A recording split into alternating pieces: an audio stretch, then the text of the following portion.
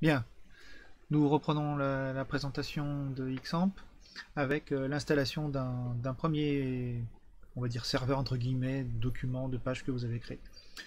On part du principe que Apache est bien configuré et qu'il est bien en couleur verte pour dire il a bien été lancé. De toute façon, vous pouvez vérifier en tapant localhost. Hein, si je tape local, il faudrait que je l'écrive correctement. Local, je vais pas y arriver. Localhost. Voilà, vous arrivez sur cette page là qui vous dit que vous êtes bien sur un serveur XAMPP. Voilà, donc comment faire pour faire vos premières pages? Bon, bah, je vous montre une première page que j'ai fait un petit peu rapidement comme ça sur Replite. Donc j'ai utilisé Replite pour écrire du code HTML. Et puis là vous avez un serveur qui vous affiche la page. Maintenant j'aimerais faire ça sur mon local. Eh bien je vais récupérer tous les fichiers qui sont ici en faisant download. Donc dès que vous faites download, vous avez la possibilité d'enregistrer une archive. Cette archive, elle va être mise dans vos téléchargements.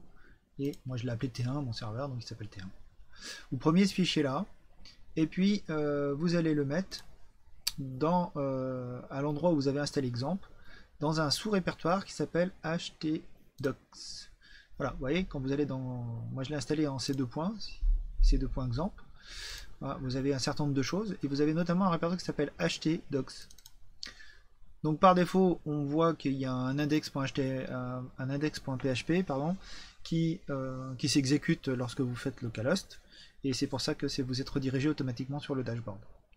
Moi j'ai mis mon archive T1 là, voilà. Après j'ai fait extraire, ici, extraire tout, ça m'a créé un répertoire T1, donc ça je vais pouvoir l'enlever, j'en ai plus besoin. Vous voyez, j'ai un répertoire T1, et quand je vais dans T1, j'ai les trois fichiers que j'avais sur Replite.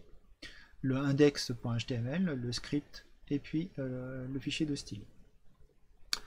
Testons maintenant que ça fonctionne. Eh bien, nous allons ici, là où il y avait écrit dashboard, vous enlevez le dashboard et vous mettez localhost /t1. Et comme le fichier s'appelle index, il va automatiquement être lu. Vous n'avez pas besoin de spécifier le fichier que vous voulez lire en particulier. Et donc on retrouve, hein, si vous regardez un petit peu ici, là, la présentation que vous avez là, eh bien, je l'ai maintenant sur mon ordinateur en local. Si je coupe Internet, eh bien, je pourrais continuer de fabriquer mes pages web et les visualiser à l'aide de mon navigateur. Ça sera pas un souci. Voilà, j'espère que ça vous sera utile et je vous souhaite une bonne journée. À bientôt.